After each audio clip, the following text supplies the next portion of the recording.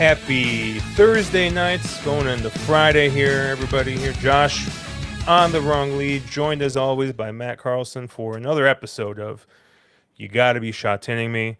And yeah, we got a big day here. We got 4 Group 1s, and we're gonna cover all of them. Normally we talk about the pick three, but figure, hey, we got some Group 1s. Let's talk about that. I poured myself a nice Ron Flatter sized pour of whiskey over here.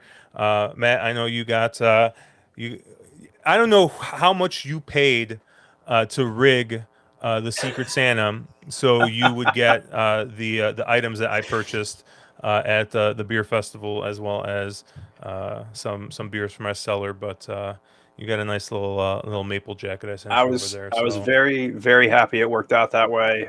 This is delicious. Like I said, if you just see me fall out of my chair about halfway through this, anyone watching, or if I'm like mute halfway through the podcast, you'll know what happened. This beer is a nice smooth 14.5%. So yeah, I'll just slowly sink down as I'm talking through this, and hey, maybe it'll help. I haven't really given out many winners over the first 2 episodes here, so we're due. But uh, I mean, funny enough, so I mean, it's winter right now, right? Which is the time to be drinking these kinds of beers.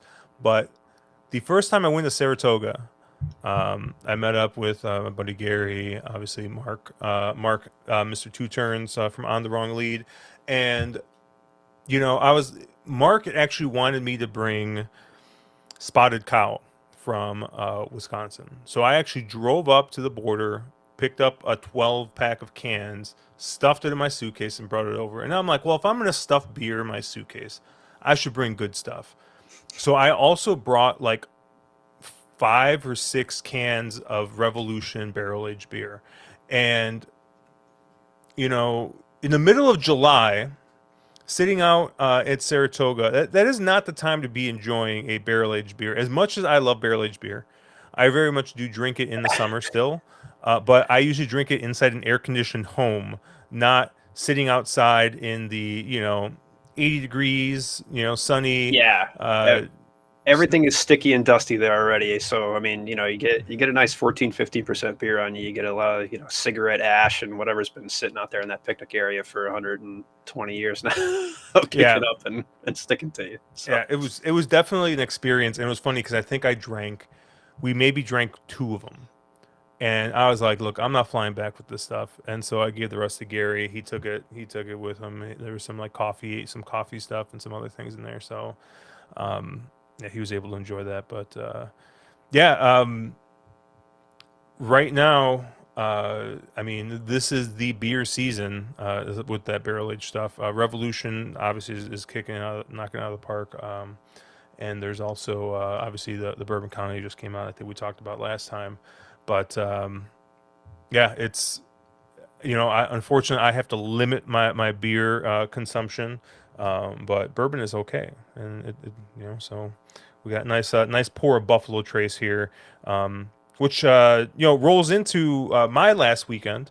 I'll talk a little bit more about this on Drinking Champagne, since that's the de facto Vegas podcast of the On the Wrong Lead Network. But just got back from Vegas, and little tip: if you are in Vegas and you're the type of person who likes to maybe make a walking pop every once in a while, they have these like ABC stores basically everywhere. Like I know there's one in like Planet Hollywood. There's one right outside of MGM, and the prices are generally absurd. But for a 1 point or not one, a 375 milliliter of like Buffalo Trace, I think it's like 18 or 19 bucks. And like a full bottle generally runs what, 25, like full retail. I think they charge like 35 there. But compared to how expensive everything else in Vegas, I think that's a bit of a deal. So usually my wife and I will get one of those little like half bottles, and we'll spike our coffee in the morning and whatever. But yeah, we had a lot of fun, a lot of drinking, and I just booked my flights for March Madness. So hopefully that trip happens. But funny enough, Matt, we were talking about craps a little bit. earlier today, and you said that you had to give up the game at a certain point when you realized how much money you had out on the table. It's been a while, you know, and the nice thing about horse racing, at least, you know, you get a good 25-30 minutes between every race. You get some time to think about what you're doing. You know, you get to kind of know how much is out there. Craps, you know, for a while I was putting, you know, you put your money on the table, you put your, you know, pass line, you put your odds behind, you're laying money inside. And I swear there were times where they were raking the money before I could even put it out. You know, like they weren't even stacking it. You know, they were just inheriting it, right? And so, um, you know, at least with horse racing, you know, you get to crack a beer, you get to watch, you know, you get to spread out a little bit, and not that, you know, you don't overindulge a little bit sometimes, but hey, at least you can get a day out of it and not, you know, 15 minutes before, you know, you're losing your shirt. So Yeah. I had to retire from that. Thankfully, you know, it didn't give me much choice. I probably wouldn't be able to bet horses or even live in any sort of room if I had kept my luck with the craps tables. So That's funny. We one quick story. So I've talked about this before. Like the limits are just insane. I didn't see anything under $15 during the day, which is just a little outside of what I would maybe play at a $10 table. But so I generally just play the now I kind of just, unless since I'm usually playing by myself, um, I just sit down at the little individual ones because that way you can degen faster. Um, Shout out to my friend Andrew Capone, who he prefers sitting down at the roulette machines that have two wheels, so he can bet both games at the same time. So, God so bless that you guys. just You know, honestly, God bless you. just some great degeneracy. I mean, Andrew and I we were in Vegas for NHC, and uh, I just landed. I got to Bally's at the time, and we're just sitting there talking, and we Charlestown was going on, and we see a race, and this race just gets obviously it gets wired at Charlestown, and like both of us had like we're both like mid conversation just staring at this race, and then at a certain point we both look at each other, and like we were both kind of looking at our phones, and I turned to him and go, you're looking at PPs for Charlestown right now, aren't you? He's like, yeah. I was like, yeah, so am I. I'm like, I'm gonna go bet this three. He's like, yeah, I'm gonna bet this three too. And we ended up losing like I think we lost like $100 on Charlestown just randomly sitting there. So good degenerate friend there, Mr. Andrew Capone. But back to my crap story. I sit down at the individual craps, and I swear the first couple days I was switching it up. I was doing the 3 point. I was called the 3 point Molly, where I get 3 points out there immediately seven. So it's not just seven out where like you get covered a little bit by the come bet. Um, I got all my come bets out there. I stopped betting seven out. Okay, I'm gonna switch to betting the six and the eight. Get the six.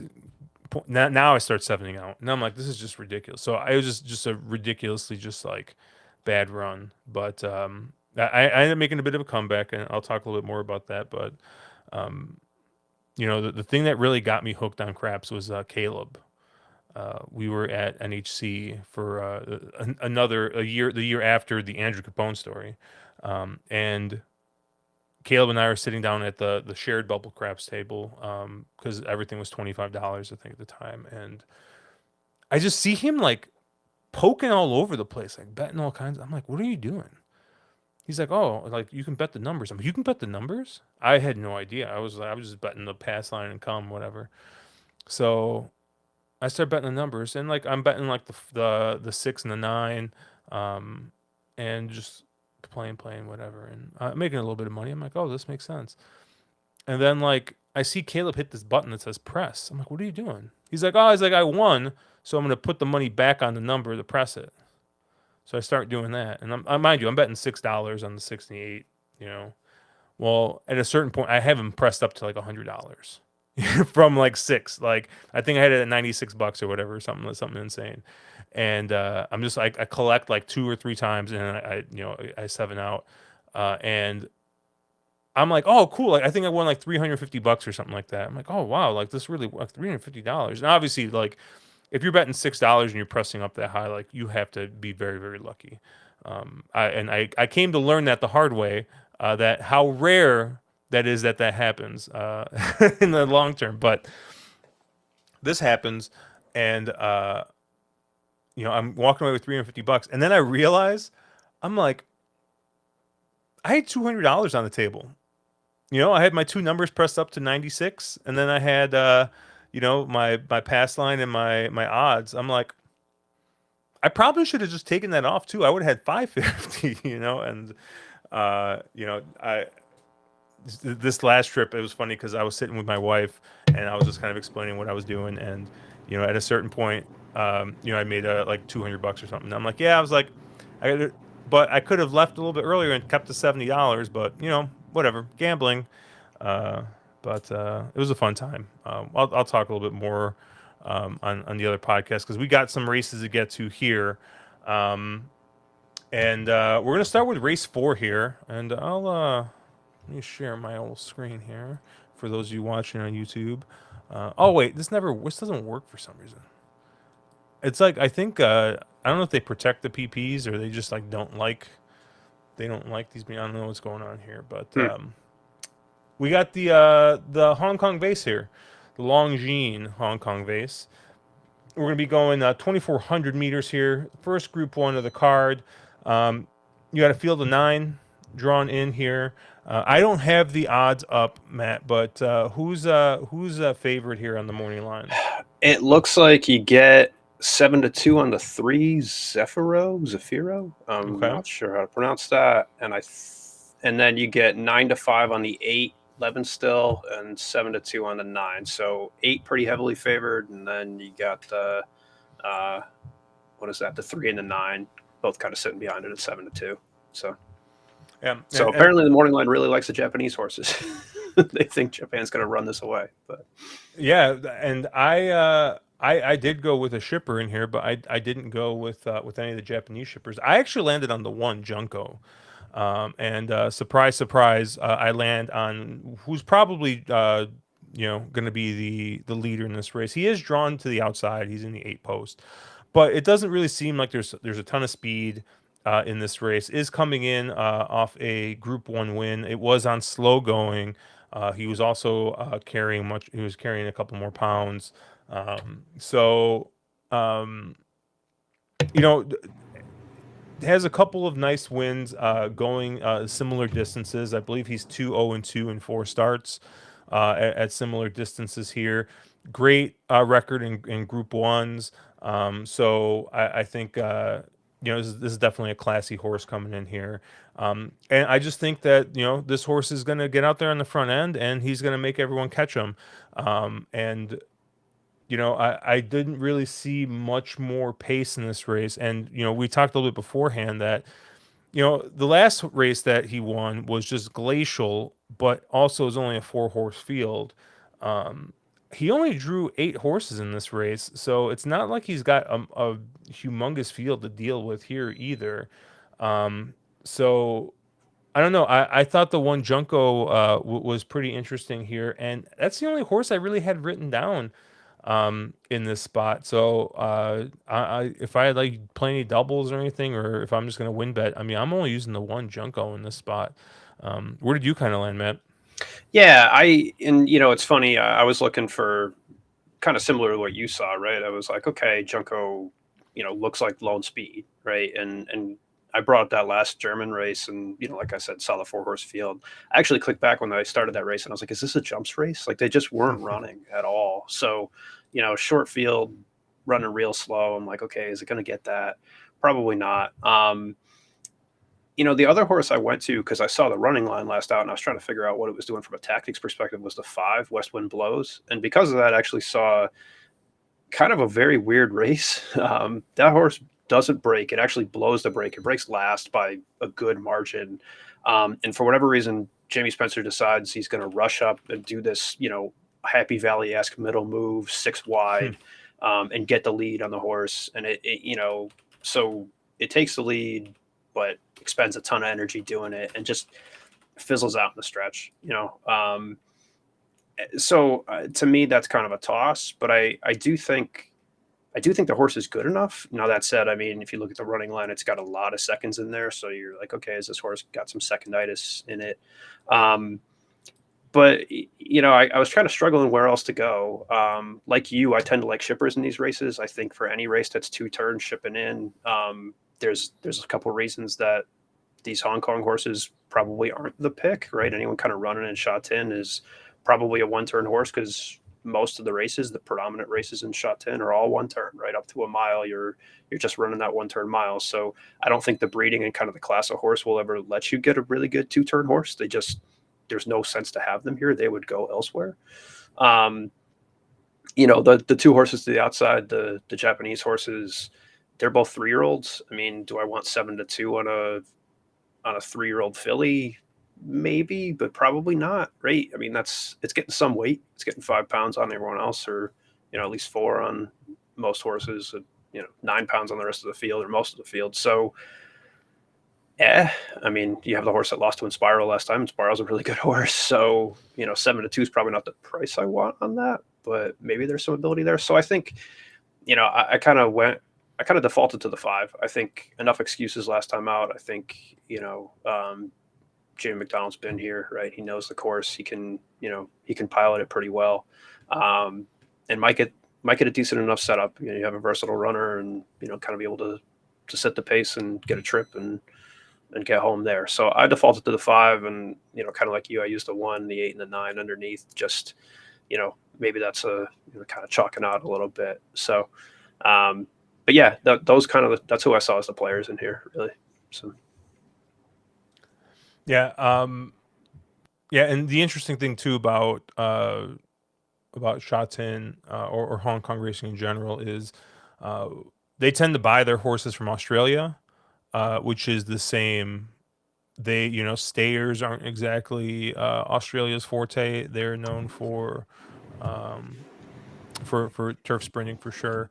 Speaking of forte, you know what I got a text message of the other day? My my other podcast co-host, Mr. Andrew Champagne, found his Kentucky Derby futures bet he placed, I think, on Thanksgiving, over Thanksgiving weekend, when he was in Vegas last year, on Forte winning the Derby. I was just like, oh my goodness, like, Whoops. let it go, man, let it go, Frame it up. frame it up. Oh man, um, It's the nice part about paper tickets. You can hang them and put them in frames. You can light them on fire, keep yourself warm a little bit. yeah, They give you something. You get a nice souvenir. So yeah. Race 5 here, the Hong Kong Sprint. We're gonna be going 1,200 meters here. Another Group 1, and this was another one where I didn't really have to go very deep in here, but I think the price I'm going to take on the horse in this race is going to be much much shorter. But where did you kind of land here, Matt? yeah, I mean I think the one Lucky Sweyness is probably has the field if it runs its race right, and even money. It's Zach. It's a big race, right? I mean I think if it runs its race, it's gonna it probably wins, right? But I hate getting even money, right? Especially on a morning line, right? I don't like short prices, so I was trying to find somewhere else to go. Was kind of looking at the speed. I think the five probably needs some cut. It needs a really slow race. The one Winworth, versus these was on a really soft turf course. It was at 115 pounds, right? I mean, that's not happening today. So that was a toss. The 8, similar probably presses and just isn't good enough. Um, that said, I don't think the one's that much faster than this field. And so I kind of went to a couple prices. I didn't mind the 3, Mad Cool. I think just kind of got nipped last time in Japan at their grade 1, their sprinter championship. So, has been kind of on the improve, right? Is that 4-year-old horse that has wins at the distance, kind of you look at that form line and it keeps getting better and better. So, hey, maybe it keeps on the improve and does well here. So I like the 3 Mad Cool. I also didn't mind I didn't mind the 4, Sight Success, and that horse is probably going to be a very, very big price. But I think it has some back races that do fit here. It broke pretty poorly the last time. A couple weeks back, the 19th. Um, hey, it's going to be a big price. I don't think this field's that great, so hey, maybe it runs its race. Maybe it sits a trip and can find something and either catch a slice or hey, maybe sneak in a win. So to me, the price there, given the break last time and given some of the kind of the form lines that do fit, hey, maybe the 7-year-old horse finds something and can get a win in there. So I do think the 1 probably is the likely winner, but kind of the 3 and the 4 to maybe have a chance in here at a decent number. So. There's a horse I see in a lot of the running lines in here that I think would have been hilarious to see show up in this spot. That's the winner of the Breeders' Cup Turf Sprint, Mr. No Balls. I'm looking at some of these horses and I'm just like, I just laugh. I'm like, a Larry Valley horse beat this, beat these It's horses, and they're shipping them over Dude, here. I mean, and honestly, like it's the ideal horse. It's right. It's a gelding, right? I mean, it's all geldings in Hong Kong, right? I mean, that's the quintessential Hong Kong horse, right? That's Yeah, it would do great. it's so funny. Yeah, the one Lucky Swainasi or Swainas, it just looks super super tough in here. Um, Obviously, kind of not necessarily went off form, but got beat twice in a row after a long string of wins, and then came back and I think reassessed his form um, last time out in the private banking sprint. Um, and interesting about that race is they kind of rated it a little bit lower than some of the previous races. So I mean, if you kind of look at it that way, that maybe the horse is a little bit on the decline, then you could maybe make a case for another one of these horses. It's just really tough. I mean, I think there's really only two other horses that maybe have ever ran races that might be right up there. The two Wellington is going to have to find the Fountain of Youth and run back to 2022 form, but does have races in back form that fit. But now you're looking for the 7-year-old gelding to run back to run back like he's 5 or 6. Like I think it's a bit of a stretch. I don't know what price you're getting. Might be an interesting one to use in the Quinella, but I mean, if that's like your second choice in here, then there's just not much value there. Um, Obviously, the 5 Victor, the winner, is one of the only horses in here or that has beaten Lucky Swainus. So you know, maybe just needs if gets the right trip, maybe can surprise a little bit. Um, but I did think that the 10 Highfield Princess might be interesting in this spot. Um, but this is another one that I think you got to go back to. You got to go back to 2022 form. I mean, has some nice wins. Does have is coming in off a Group One win at Longchamp, but that was going 5, and we're going 6 here. And when you're taking a five furlong horse and going 6, I mean that's a just mountain of difference. So you're gonna need things to line up absolutely perfect, I think, for the 10. But once again, another horse that you could run really well here. Price dependent. We'll see what happens. I expect the 1 to be odds on. I think uh, the locals are going to just bet this horse off the board. It's going to be like sitting in the back of the Saratoga, sitting in the backyard at Saratoga, and a Chad Brown firster running on the turf. You're going to get all the people yelling with their $2 show bets over there. So, Just take your 1 to 2 and go, right? It's 1 to 2 for a reason. You love it when you get around it, but you got 40 days and maybe you get 1. So yeah, is today the day? Maybe not. Yeah, I really think the ones kind of got them over a barrel here, but I think the two, the five, the 5 and the 10 make a little bit of sense. Kind of like I said, you're gonna have to get, I think, some things going their way, and I think you're gonna need to see the one regress a little bit, which isn't completely out of um, out of the question. Yeah, Some it's some of horse the back, racing. It yeah, and happens. some of the back races, like I said, like you look far enough back, like yeah, even the one's got some clunkers in there too. So, um, but all right, we're gonna skip the gym and tonic. What a great name, the gym and tonic handicap. Uh, but we're gonna go to race 7 here, the Hong Kong Mile.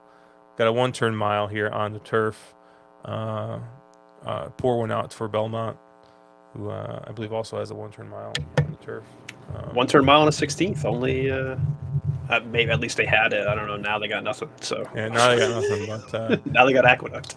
yeah. I laughed a little bit when you were talking about this race, and I mean, we always laugh about these like draw shows and like watching these draw shows, but you watched the draw show for the Hong Kong Mile here, I did. I did. I and wanted to see where Golden 60 ended up, and it was not good. Golden 60 drew the wide post. It drew the 14, and you could hear the audible gasps in the crowd when that happened. They said, they drew the number, and they said 14. Everyone just goes, like, uh-oh. I mean, this horse it's 8 years old. For anyone who follows Hong Kong racing, you can't race past 8. They force you to retire after this, so not that you be sending the horse back out, but right, it's a gelding, so they keep running. But you can't run past 8. It's a forced retirement at 8. So maybe they retire the horse to Japan and keep it running. I don't know. There's some thought there, but yeah, horse hasn't run since April. So there's obviously questions there, and drawing the 14 post does not help. So you can go either way with that. Maybe if you think this horse is great, then hey, this is your chance to get a decent enough price on it, because everything stacked up against it that could be stacked up against this horse probably is right now. So yeah, I landed to a horse that's drawn just a little bit inside of Golden 60, and that's a 13 Namur, who is coming in here in great form. 2 wins going a mile. Um, you know, Group 2, Group 1, left-handed, right-handed, has done it. Both obviously closing in from off the pace. And yeah, I mean, it is posted out a bit wide, but hopefully can kind of get tucked in there and maybe save a little bit of ground, or save as any kind of ground that it possibly can. But I don't know. I thought this was a horse that's definitely is 4 years old, so is kind of still got room for growth, still on the improve. I think a little bit here, and I think the horse is kind of just found what he wants to do. So the Japanese shipper coming in here, and does seem to do his best running on good ground. So hopefully he gets it here this week. But I thought the 13 made a ton of sense here. You get William Buick in to ride this horse. So not to say, I mean, he's had Joe Moreira aboard as well, who's also one of the best jocks in the world. So gets another one. I mean, there's just they're all here. So I thought the 13 made a ton of sense. The other horse I did look at was I mean, we are at Shatin, so I mean, you see Purton on the board. You got to look. So I did like the 7 Beauty Eternal here for John Size and Zach Purton. This horse is just kind of a win machine. Was obviously doing it in Class 3, Class 2, and then they started moving this horse into group racing, and they've kind of brought this horse along. I mean, the horse is 5, but it seems like they've really kind of brought this horse along pretty slowly, because they really just like climbed the class ladder with this horse, right? Like Group 3, Group 2, they started putting them in some stakes races. Obviously now won Group 3s, Group 2s, and now it's jumping up to the Group 1. So it is going to be a class test, I think, for this horse. But this is a horse that's going to be drawn pretty well. Is drawn in the 5 post. Is a horse that wants to sit in that second or third flight, and I think he's gonna get that trip. Obviously, has is the local horse. Has got a ton of runs here at Shatin. He's got 8 wins and 12 tries at Shatin on the turf. Is at 6 wins, going between 7 and 9 furlongs. So. Um, I don't. Yeah, I just think that this is a horse on the improve, and this is a horse that has got the runs over the course, and I think he makes a ton of sense here. Yeah, don't disagree with any of that. I mean, one other thing on Nomura, if you for anyone who either follows Japan racing or at least the big days like me, um, so Willem Buick was supposed to ride this horse in Japan, and actually, I think in the second or third race when that was happening in Japan, got basically fell off the horse or got like knocked in the gate or something like that. So got injured and couldn't ride that day. So got basically replaced, right? And I think that's the reason you saw a little bit of a price on that is because he said, "Hey, William Buick's not riding. This horse has no chance." Watch the replay on that because that horse is absolutely flying at the end, right? I mean, just comes out of nowhere, is like 12 wide, just circling the field, and the closing kick is impressive to say the least. I mean, she is absolutely booking it towards the line. And so no reason to think she can't do that again in this field, right? Because God, that's impressive, especially on a replacement chalk who doesn't, has no experience and doesn't really know what to do. And they just said, "Hey, send it wide and fly home," and Hmm. she does it. So all horse there, honestly. Kind of the other two. I mean, I think Golden 60, right? This is what Golden 60 does, and I would never probably bet against it. I think it's the coolest horse going, right? I mean, it wants that 1 turn mile, it gets it right. It's 13 for 15 lifetimes, so yeah, that's the obvious choice. I think the other couple in that race, kind of the shared race with Nimir, maybe you get a different ground, and maybe that horse doesn't make up as much, right? I think the two other horses in that race, you had Soul Rush that was kind of that second, that horse in second that just gets nipped at the wire late. So, hey, if a ride gets mistimed or you're on a different course and things kind of don't go as well, hey, maybe just Soul Rush hang on. It's an impressive enough performance, I think, to use at a 12-1 morning line. And the other one's Seraphos, the 4. I think, again, you had a massive field, right? Japan runs, 16 runners or, maybe more in that race. And that's a contested pace. If you look, kind of coming around the turn, they're 8 wide and you don't know who the hell is going to do anything in there. And so, yeah, presses and probably falls back. I think you can excuse that in the last one and kind of second up, price dependent. Maybe you get a decent price on Kawada coming over and riding this one too. So I'm a bit wider in this, and I think probably with some of the obvious horses, but yeah, 145 and the 13 on Numur, I think all probably made sense here to me. So Yeah, yeah. I mean, I love Joe Morera, so I wanted to make case for this 5, but trying to keep things a little bit narrow. He probably would be the other horse I would take a look at in here. But we're gonna finish this up with the Hong Kong Cup going 2,000 meters here, so 10 furlongs, and yeah, this was another horse. This was another race that I didn't really have to look, I think, super hard at. But I mean, there's, like you said earlier, it's horse racing, so lots of things could happen here. Um, I landed on the one Luxembourg in this spot. Um, is obviously run against just, I mean, if you just look at the horses that have beat him or he's run against, I mean, they're just monsters. Auguste Rodin, Hookem, Mostadef, and that's just the last three races. And kind of coming in here, I guess, hasn't won in a while. Going back to May of this year, but he won a Group 1 at the Curragh. Um, they've kind of been bouncing around distances a little bit, but I mean, under 11 furlongs as 3-2, 3-2 and 0 in 6 starts. So you're looking at a horse that seems to really like this distance. Um, Seems to, I think, really like good going.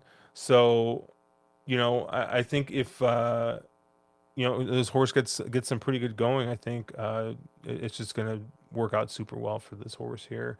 Um, I'm guessing that this is going to be another short price. I mean, the other horse that kind of make a little bit of sense was the two Romantic Warrior, who is, won the Cox Plate, which is what, like $7 billion or something like that if you win that race. Or no, that's the Everest. I'm thinking of the Everest, which is just some like insane number. But Cox Plate is kind of like the big the big stayer, one of the big stayer races, or maybe this is the big stayer race in Australia. So, um, this horse has got its frequent flyer miles running at in Australia, but is another local horse who really hasn't done much wrong. Interesting about this horse, and it's something that we talked about before, is you know uh, I kind of had a bit of a feeling that while he was here, he was kind of just like he's in the minor leagues, right? He's a stayer horse at Hong Kong. So he's winning Group Ones, but like, how strong were some of these? I mean, yeah, he was losing the Golden 60 pretty regularly. So I don't know what are we gonna see here from Red He gets another, I think, very very nice horse in Luxembourg to ship in, um, but I'm gonna take the shipper here, the one.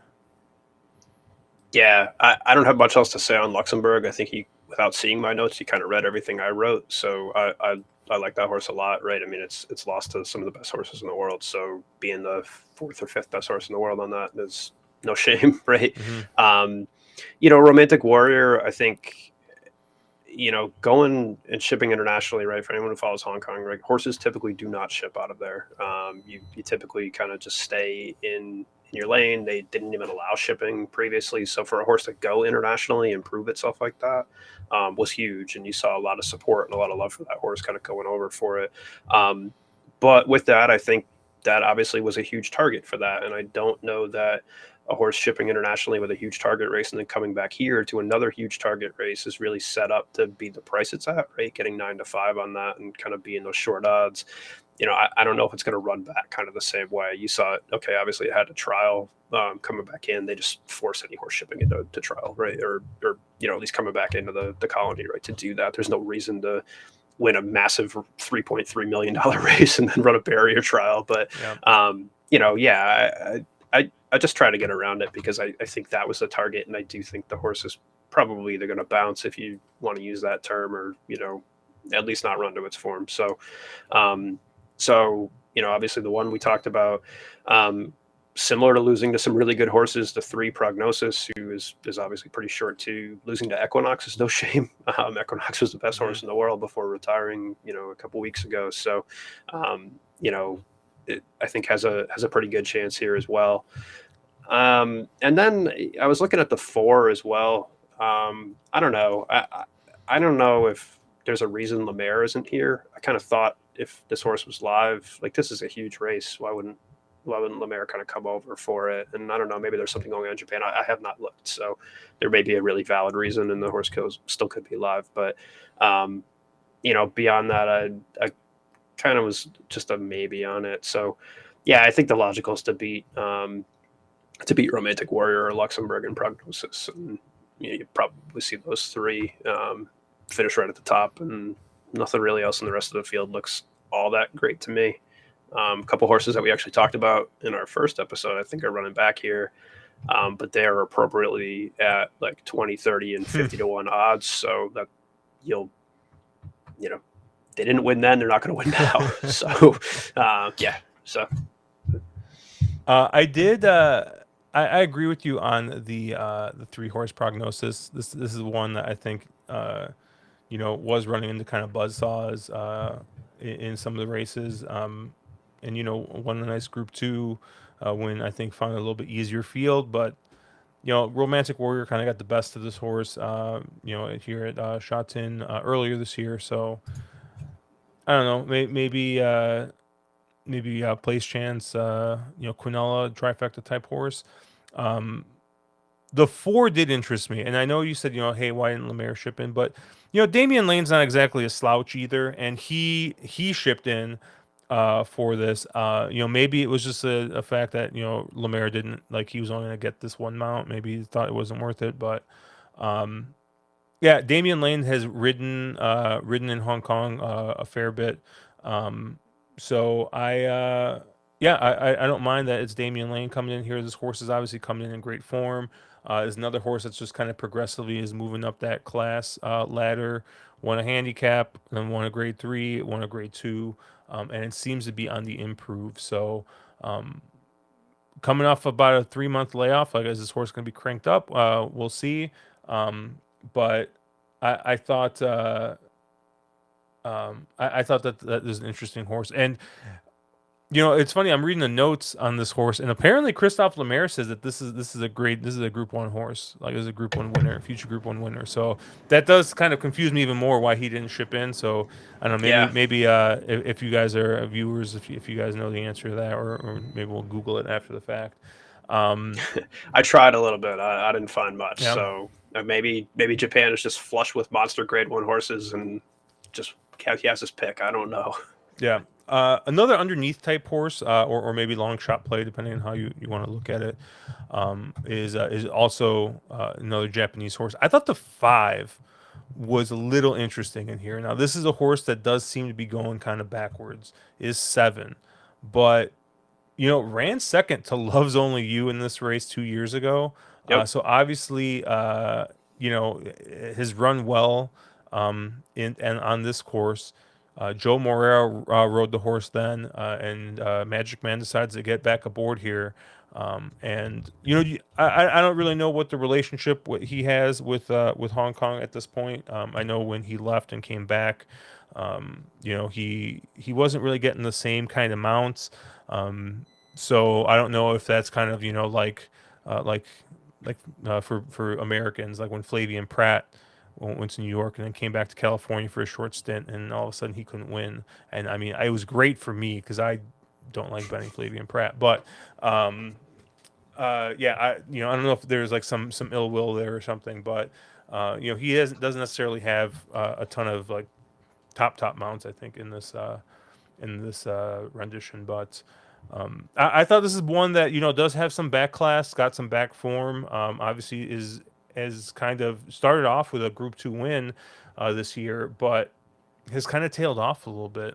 So I don't know if they, I mean, obviously lost to Equinox last time out, but I don't know. I kind of don't know if like this horse is just kind of um, they're just trying to race him back into shape after kind of a real light 22. Um, if this is the target, I'm not really sure, but I thought he was an interesting one just because he does have some back races. I think that make him pretty competitive in here. Yeah, I looked hard at that horse, and yeah, I completely agree. Right? I mean, if you're getting 25 to 1, last time out you got 50 to 1 or 70 to 1, even. I mean, if you have a horse that's run well previously, or has a race in it that could win it, 70 to 1 is a really fair price. I say you bet that every time, right? Yep. You get 20-cent pick threes. There's no reason not to use that horse in a cheap bet or as a filler, even as a B or a C. So Yeah. Anything else on this card you want to talk about? I haven't looked too much yet. I kind of focused on the Group One races. It frustrates me a little bit that they straddled the pick threes. So Mm. race 4, race 5 kind of straddles the early pick three. I haven't looked at race 3 yet.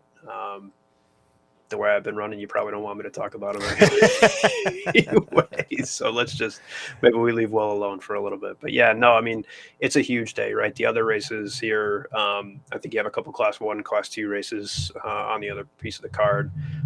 The pools are going to be huge, right? Absolutely massive the whole day, because this is, for anyone who pays attention to the advertising, they've been plugging this for a month and a half. So this is what they look forward to, right? I mean, you're down inside on the rails. They've been running the courses wide out just to save the turf for this. So this is something they love and really look forward to. So along with for anyone who watched Happy Valley on Wednesday, right, the jockey challenge that was actually dominated by the Hong Kong jockeys. Surprisingly, I Yeah. thought the Euros would do really well, and God, I bet Holly Doyle every race, and she just didn't show up. So maybe that's not her fault, but but it didn't help me any for sure. So Yeah, maybe you should be looking in the mirror a little bit there. One of those horses didn't run well, but No, I mean, yeah, I didn't get a chance to watch any of the Wednesday racing because of I was at a work conference and I was literally just like on 0 hours of sleep coming back. I literally took a red eye back from Vegas, Hey, or not a zero red eye, but